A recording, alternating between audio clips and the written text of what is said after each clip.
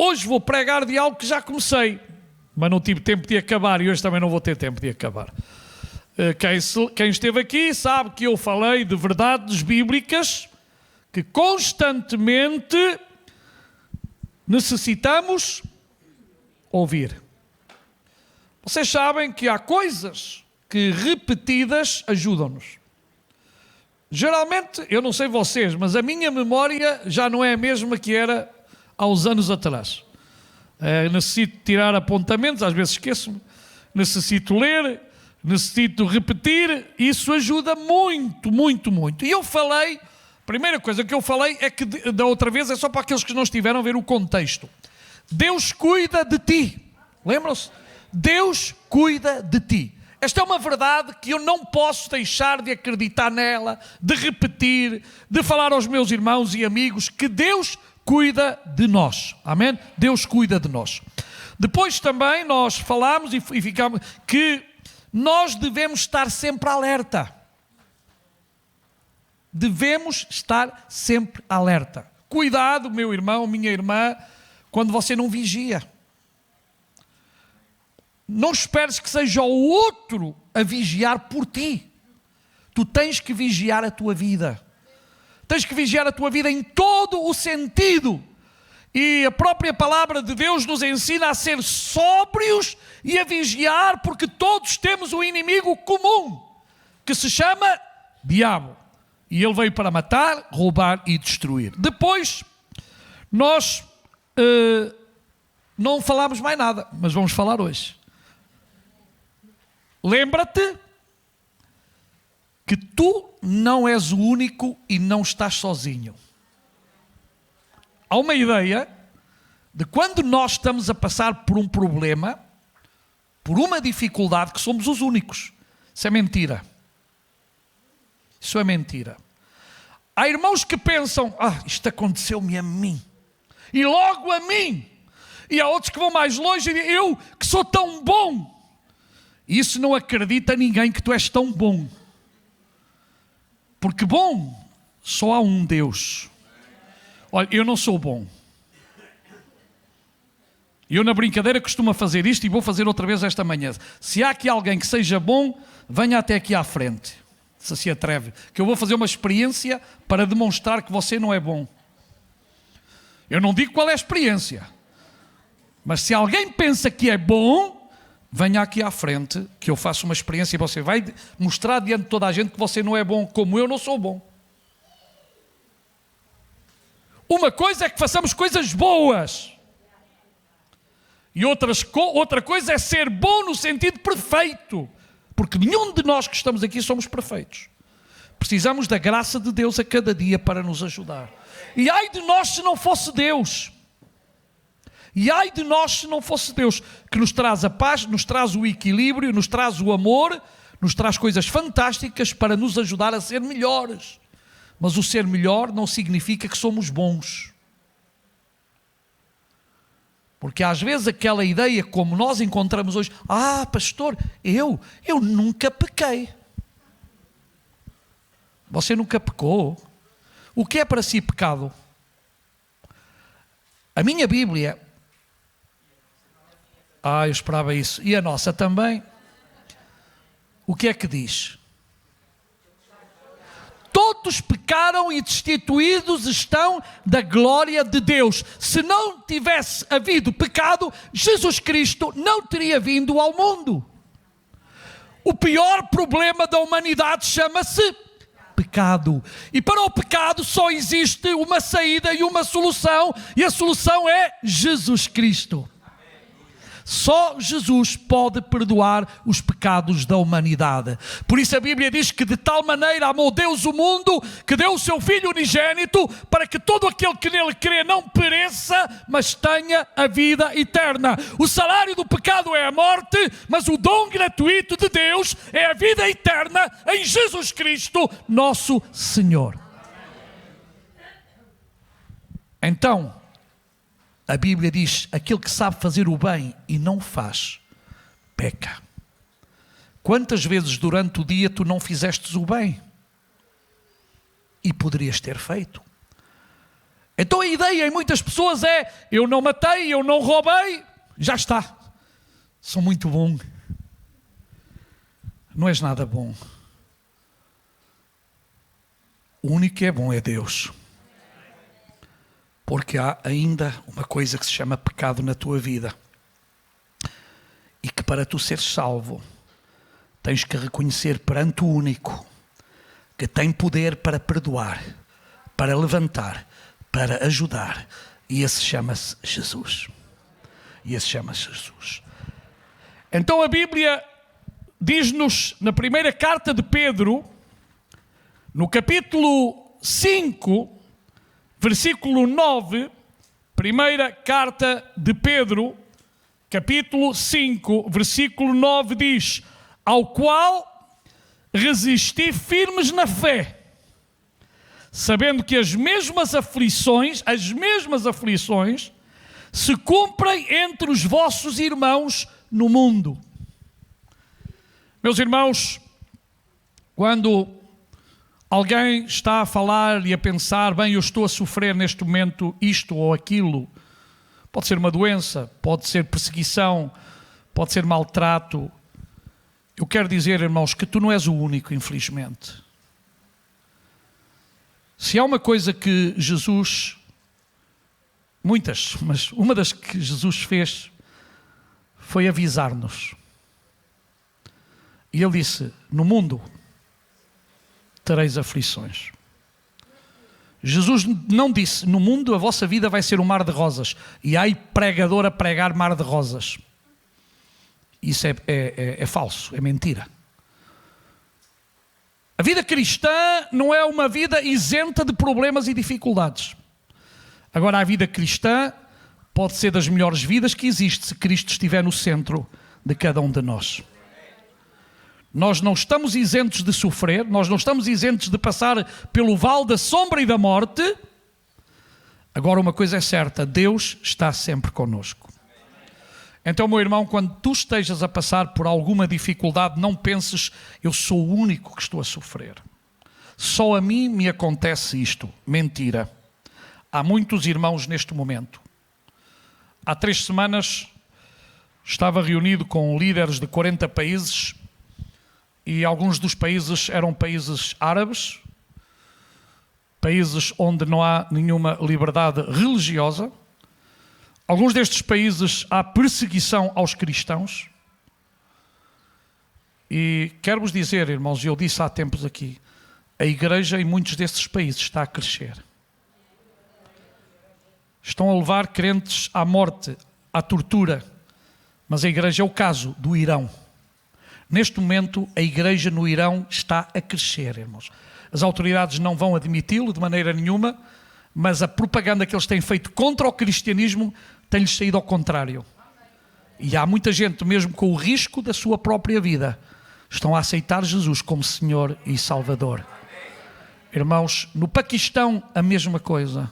Um país tremendo, terrível, está a acontecer. Em muitos países do mundo está a haver um avivamento. Então, irmãos, aquilo, inclusive quero-vos dizer, há países que estão a sofrer aquilo que nós aqui ainda não sofremos, não sei quanto tempo, mas quero-vos dizer que se nós amamos ao Senhor com todo o nosso coração, com toda a nossa alma, isso não, as pessoas que não têm Deus não gostam de ver em nós a esperança, a fé, a certeza da vida eterna.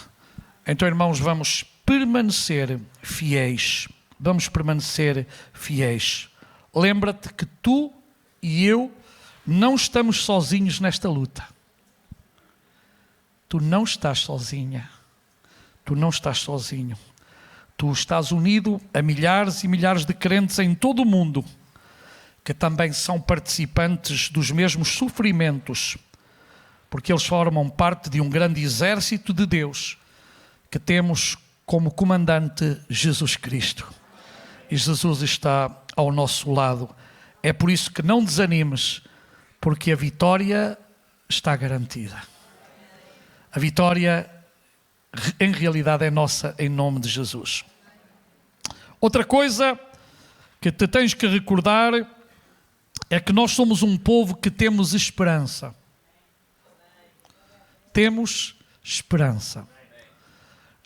Uma das coisas tão boas que a vida cristã nos dá é esta: ter esperança. Quantas vezes, quando estou a fazer um funeral, e já são, em toda a minha vida, já foram centenas. Já tentei contabilizar, é impossível. Houve anos que eu cheguei a ter quase 20 funerais, contando, somando tudo. Mas há uma coisa que marca a diferença, e que a Bíblia diz, é os que têm esperança e os que não têm esperança. Se não fosse a esperança, nós éramos iguaizinhos a todos. E a esperança não vem de nós, vem de Deus. Para que nós saibamos agradecer a Deus pela esperança. E a esperança é algo fantástico. Há pessoas que não têm esperança. Há pessoas que não sabem do amanhã. Eu não sei do amanhã em termos de pormenores. Mas eu quero vos dizer uma coisa: o amanhã está nas mãos de Deus. O meu e o teu amanhã está nas mãos de Deus. E se está nas mãos de Deus, ele está seguro. Ah, pastor, mas ouve-se isto na televisão, ouve-se estas notícias negativas, isto, aquilo, aquilo outro. Até hoje Deus nunca desamparou o seu povo, Deus nunca desamparou a sua igreja. Lembram-se quando o povo estava a atravessar o deserto, quando saía do Egito, tudo era contra. Tudo era contra, um deserto grande, não havia água, o calor insuportável, não havia comida, não havia tanta coisa, mas havia sempre uma coisa: Deus sempre esteve com o seu povo, e Deus sempre supriu as necessidades do seu povo, e Deus vai continuar a suprir as tuas e as minhas necessidades, segundo as suas riquezas em glória, aleluia, porque nós somos um povo que tem esperança, aleluia. E aquele que tem esperança, diz a Bíblia, purifica-se a si mesmo, como ele também é puro. Vale a pena ter esperança no Senhor Jesus. 1 de Pedro 5,10. O Deus de toda a graça, que os chamou para a sua glória eterna em Cristo Jesus, depois de terem sofrido por pouco tempo, os restaurará, os confirmará, os fortalecerá e os porá sobre firmes alicerces. Eu vou ler, este versículo é tremendo. O Deus de toda a graça, lembra-te, Deus, só Deus, que foi aquele que te chamou a ti e me chamou a mim. Ele chamou-nos. Para quê? Para a sua glória eterna. E agora diz, depois de terem sofrido por pouco tempo, e o pouco comparado com a eternidade, o que é o tempo? O que é o tempo comparado com a eternidade? Zero, nada. Diz várias coisas que ele vai fazer: restaurará, confirmará, fortalecerá e nos porá sobre firmes alicerces. Só aqui já tínhamos uma pregação para umas quantas horas. Restaurar. É isto que Deus faz com a vida de cada um de nós. Foi isto que Deus já fez e é isto que Deus ainda está a fazer. O nosso Deus é um Deus que restaura. Há pessoas que vêm a Cristo, olhe, todos desconjuntados, todos partidos, todos desgraçados, mas espiritualmente somos todos assim. Uns é emocionalmente, é fisicamente, e outros é espiritualmente, estamos todos partidos. Mas a primeira coisa que Ele faz é restaurar. Mas não é restaurar à tua maneira, é restaurar à sua maneira. Deus tem uma maneira muito especial de restaurar. E Deus, quando restaura, volta à originalidade, porque no princípio não havia pecado. Deus fez o homem para viver perfeitamente, mas o pecado estragou todas as coisas. E Deus quer restaurar o homem para que o homem se prepare para estar com Ele na glória. Confirmará. Nós precisamos da confirmação do Senhor para nos sentirmos bem. E sabe quem é que confirma? É o Espírito Santo. O Espírito Santo confirma a palavra. O Espírito Santo vem e mora em nós e confirma a palavra de Deus em nós. Recorda a palavra de Deus na nossa mente para que nós recordemos essa palavra que nos vai ser de ajuda, de remédio, de antídoto. É algo fantástico. A palavra de Deus tem estes privilégios. Fortalecerá. Quantas vezes estamos, espiritualmente falando e até fisicamente, sem forças? Não nos apetece fazer nada, não nos apetece dar passos, não sabemos, nem nos apetece orar. Mas aqui, meus amados irmãos, está escrito, Ele fortalecerá. Às vezes nem sequer nós sabemos como orar. E o Espírito Santo vai interceder por nós com gemidos inexprimíveis. Esse é um dos grandes milagres que o Espírito Santo faz. É que Ele começa a interceder por nós, nós não entendemos nada, mas no final vemos os resultados. Não entendemos o que é que está a acontecer, às vezes choramos, baba, ranho, desculpem, e qualquer coisa mais associado, e estamos ali, ai Senhor, e depois passado um bocado, aquilo passou tudo, vem a alegria do Senhor sobre nós, a força do Senhor sobre nós, e já nem nos lembramos que tínhamos estado como tínhamos estado, porque Ele nos fortalece. E não somente nos fortalece, diz que nos porá sobre firmes alicerces. O grande problema de muita gente hoje é que não tem alicerces. O verdadeiro alicerce é Jesus. Jesus falou-nos de uma parábola de duas pessoas a construir. Um construiu na areia da praia. Nós temos aqui a costa, a Fonte da Telha, temos praias por todo lado.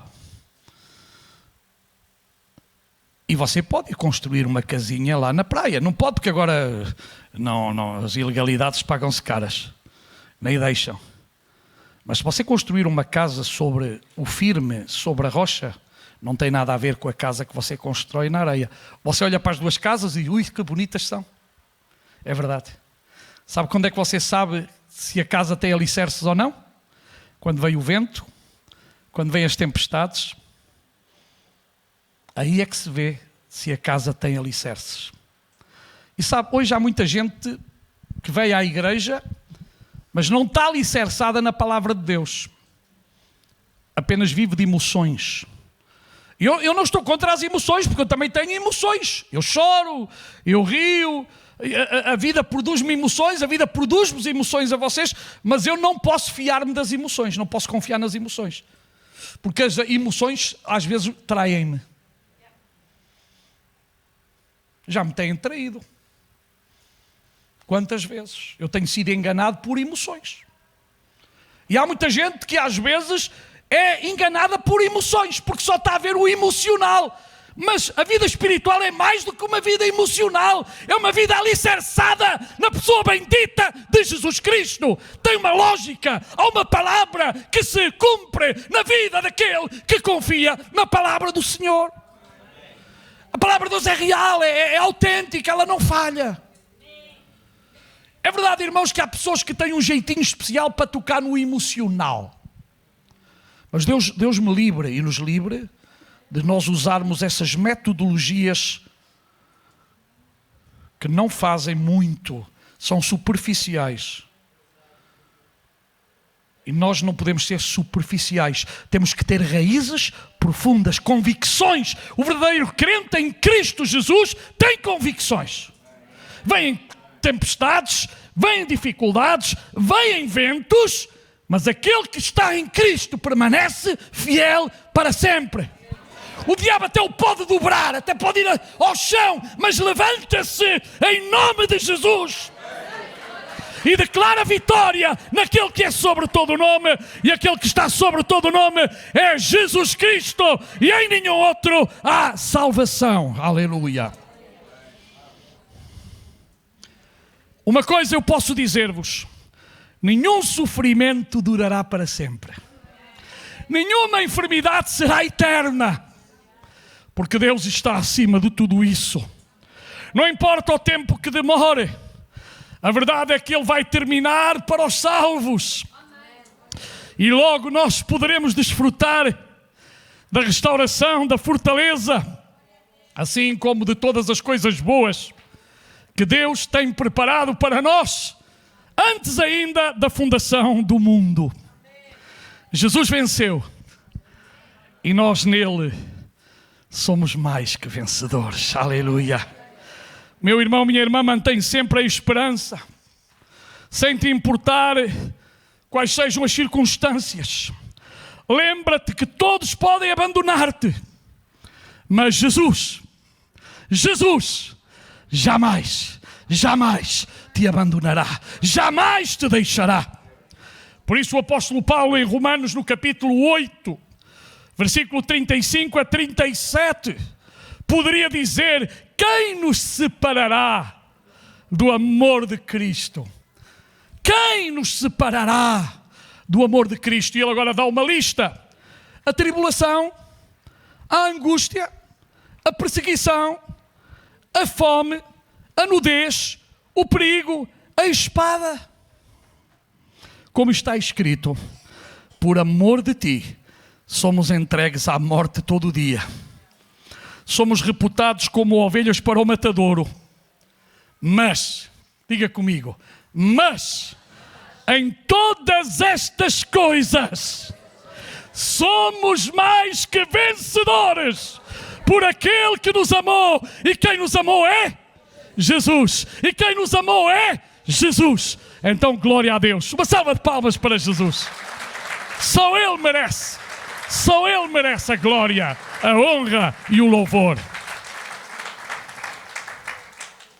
Outra coisa que tu não podes esquecer é que Deus ama-te com amor eterno. Neste mundo estamos habituados a muitas pessoas que dizem amo-te e no dia a seguir dizem já não te amo. Está de moda. Amo-te até à lua e depois não a ama até à porta de saída. São estas frases dos seres humanos surpreendentes, porque o homem é muito poeta. O ser humano é poeta, muito poeta. O pior é que só é poeta, às vezes não cumpre aquilo que escreve na poesia. E os irmãos conhecem, eu já disse esse versículo. Deus amou as pessoas. Porque o mundo no original aí não é o mundo cosmos, é pessoas, seres humanos. Deus amou as pessoas de tal maneira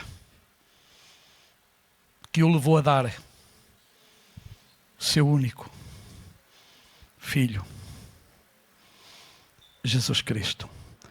E se para ti essa não é a maior prova de amor, o que é uma prova de amor então? Tu estavas disposto a dar-te por alguém? Tu estás disposto a dar-te por teus inimigos, por pessoas que nem conheces, pessoas com quem nem sequer simpatizas? E a tua resposta é a mesma que a minha: não. Mas não foi assim que Deus fez. Ele amou-nos. Ele ama-te. Apesar da visita que estás aqui nesta manhã, Deus ama-te. Deus não quer que tu te percas. Deus não quer que tu pereças. Deus não quer que tu vás para o inferno. Deus quer que tu sejas salvo por Ele. O seu amor é eterno, não terminou, nem terminará.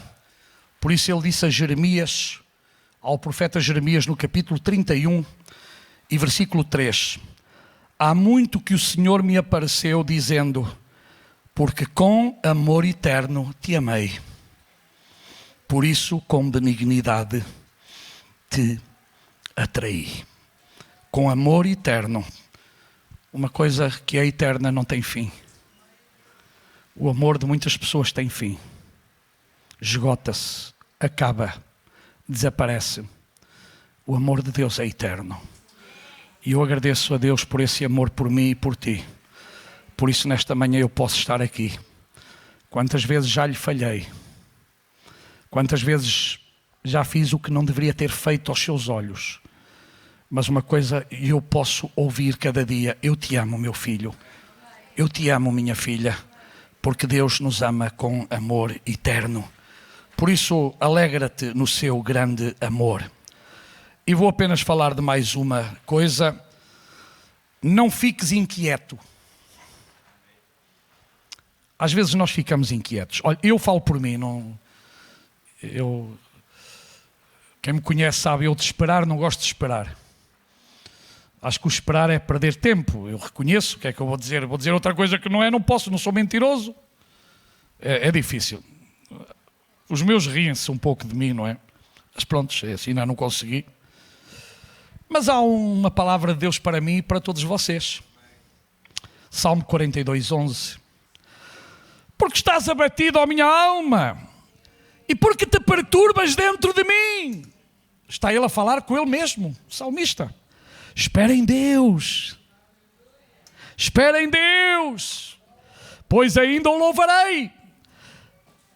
A Ele que é o meu socorro e o meu Deus. Amém.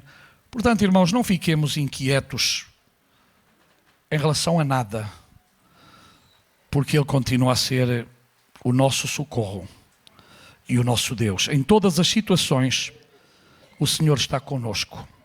Ele tem a solução perfeita e vai nos mostrar que é melhor para ti e para mim descansar nele, entregar a Ele aquilo que nos traz angústia e colocar nele a nossa esperança. Amém? E certamente o Senhor nos vai abençoar e nos vai ajudar. Vamos orar.